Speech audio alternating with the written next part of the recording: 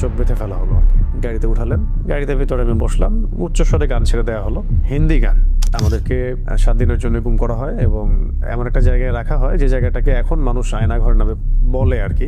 এই সুযোগটা কাজে লাগিয়ে খুব সুন্দরভাবে এটাকে পালিশ করা হচ্ছিল আর কি, যে আমরা পারিবারিক কারণে মাইক্রো সহ মানে গাড়ি সহ 7 দিন আত্মগোপনে চলে গেলাম, তাই না? এটা পুরোই মিথ্যা ছিল, এটা কোনো ব্যক্তিগত ইস্যু ছিল না, এটা একটা পরিকল্পিত গুম ইস্যু ছিল আর কি। মনে হলো যে maybe this is the end of my life, my journey, my mission. তা আমার মনে আছে যে আমি কালিমা শাহাদা পড়লাম। এখানে এসে আমার হাত ধরলো যিনি, ঠিক আছে, তিনি আমাকে বললেন যে we are from DB, please cooperate. এই তো সে ভাই লুঙ্গি পড়া, তো আমি বললো আরে ভাই লুঙ্গি পড়ছেন সমস্যা নেই, চলেন ওঠেন, ব্যাপার না, আমার পোশাক আছে ওখানে গিয়ে দিয়ে দিব।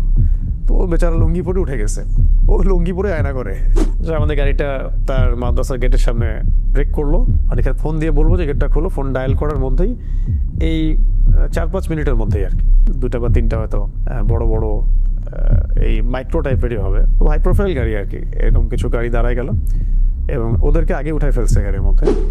ভেতরে যদি আপনাকে মারাও হয়, পিটানো হয়, বাইরে আপনি সাউন্ড যাবে না যদি আপনি চিৎকার করেন। যেই খিচুড়ি আমার ওয়াইফের বাসায় খাওয়ার কথা ছিল, আল্লাহ পাক আমাকে ওই দিন সকালে মানে জুমার দিন সকালবেলা আমার সামনে যে খাবারটা আসলো সেটা ছিল খিচুড়ি। যে আমাদের লোকেশনটা ট্রেস করা হয়েছিল বাংলাদেশের একটা গোয়েন্দা সংস্থার হেডকোয়ার্টারে, যেটা আপনারা জানেন, এটা তো অনলাইনে আসছিল আর কি, এটা তো সবাই জানে কথা। তখন কিন্তু অনেস্টলি স্পিকিং যে আমাকে এত মানুষ চিনেও না। ওই সময়ে সেই 2জন ভাই এসে আমাকে বলছিলেন যে ভাই আদনান ভাই না আপনি? তা আমি বলছেন জি ভাই, আপনাকে এই জায়গায় এইভাবে দেখবো এটা আমরা কল্পনাও করি নাই। কখনো বলছে যে তুমি না শাহাদাতের ওয়াজ করো, এখন কি তোমাকে ক্রস ফায়ারে দিব, শহীদ করে দিব, মানে এরকমও কথা আসতেছিল কি। তো যারা রিমান্ড করে তাদেরকে বড় ভাই বলে সম্বোধন করা হয়, আর যারা সার্ভিস দেয় তাদেরকে ছোট ভাই বলা হয়। রিমান্ড তো একটার পর একটা হচ্ছেই, প্রতিদিনে মনে হয় 1-2টা করে রিমান্ড হতো, রাত্রে 1টা করে হতো। একটা রুটিন প্রোফাইল আছে তাদের, যে আমি কোনো জঙ্গি সংগঠনের সাথে আছি কিনা, আমি কোনো বৈদেশিক কোনো সংগঠনের সাথে জড়িত কিনা, কেন আমি জিহাদের কথা বলছি, কেন আমি ইকামতের দিনের কথা বলছি, কেন আমি মানে খিলাফা শব্দ ইউজ করছি, কেন শরিয়া বিধানের কথা বলছি, এই বিষয়গুলো নিয়ে ঘুরে ফিরে বেসিক্যালি আসলে কথা হচ্ছে। কেন জায়নিস মুভমেন্টের এগেনস্টে কথা বলা হচ্ছে, খাস করে কেন আমি ইসরায়েলের এগেনস্টে কথা বলছি, আর এদিকে ভারতের ইন্ডিয়ার এগেনস্টে কথা বলছি। আমার কাছে মনে হয় ওই 7 দিন আমি যেভাবে আল্লাহকে ফিল করেছি, এটা আমি মনে হয় আমি আমার জীবনে আর কখনো করি নাই। তিনি বলছিলেন যে তোমার এগেনস্টে 2জন আলেমের বক্তব্য আছে আমাদের কাছে। তার মানে আমরা বিষয়টা কি বুঝলাম, যে এই তাগুতি শক্তির, তাদের আন্ডারের এই গোয়েন্দা সংস্থার এবং তাদের মানে যে চেইন অফ কমান্ড, তাদের মধ্যে এমন কিছু লিঙ্ক আছে যেটা দাড়ি টুপিওয়ালা মানুষই আপনার এভিডেন্স হয়ে কাজ করতেছে, যে অমুকে জঙ্গি, অমুকে খারেজি, অমুকে উগ্রবাদী, তাদেরকে বুঝাই দিচ্ছে বেসিক্যালি এই মানে গ্রুপ অফ পিপলটাই। সারা দেশের মধ্যে অগণিত দিনী ভাই রাস্তায় নামলেন, মানববন্ধন করলেন, প্রোটেস্ট করলেন, ফেসবুকে লেখালেখি করলেন, সামাজিক যোগাযোগ মাধ্যমে লেখালেখি করলেন।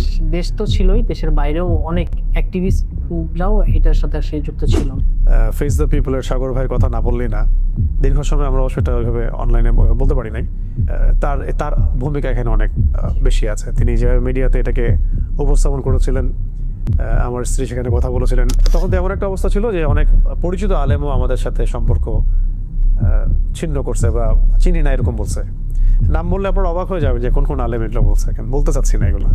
যাতে তোমাকে আমরা এখন কি করবো, ক্রস ফায়ার দিব নাকি তোমাকে ছেড়ে দিব, ছাড়লে কোথায় জানবো, কি করবো তুমি বলো। তো আমি বললাম ঠিক আছে, আমি একটা প্ল্যান করার চেষ্টা করতেছি, বের হওয়ার কোনো রাস্তা স্পিড বিডি করে যে তোমার ব্যাপারে ফেস দ্য পিপলের এত আগ্রহ কেন, তোমার ব্যাপারে সংসদে কথা হচ্ছে কেন, একদিন আসে এটা বলে চলে যায়, আবার একটা রিমান্ডে এসে বলে হ্যাঁ তোমাকে নিয়ে জাতিসংঘে কথা হচ্ছে কেন, আবার আসে তোমাকে নিয়ে এত মানববন্ধন কেন।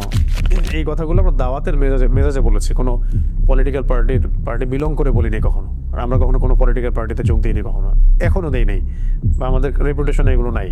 মানে আমি বলছি এখনো যদি আপনারা এই ধরনের দাওয়াত দেন, ইসলাম কায়েম, দাওয়াত তাবলীগ, জিহাদ, ইসলামী হুকুমত, শরিয়া, আপনিও টেস্ট হয়ে যাবেন, আপনাকেও টেস্ট করে ফেলা হবে, এবং আপনারও যে আজ না হোক কাল যে কোনো বিপদ হবে না কোনো গ্যারেন্টি নাই। তো সবচেয়ে ভাইটাল যদি আপনি কারো নাম বলতে বলেন এই বিষয়ে, খাস করে আমার দ্বিতীয় স্ত্রী সাবেকুন নাহারের কথা, তার যে ভূমিকাটা, এই ভূমিকাটাই আমার কাছে আসলে সবচেয়েতে মানে আমার হৃদয় ধাক্কাটা একটা অনুভূতির মতো থাকে। আমার প্রথম প্রথম স্ত্রী এবং আমার এই পরিবারের যে সবর কমে বিপদগুলো ফেস করা সবকিছু মিলিয়ে এটা সৌভাগ্য যে আল্লাহ রাব্বুল আলামিন আমাকে তার মতো একটা স্ত্রী দান করেছেন আলহামদুলিল্লাহ।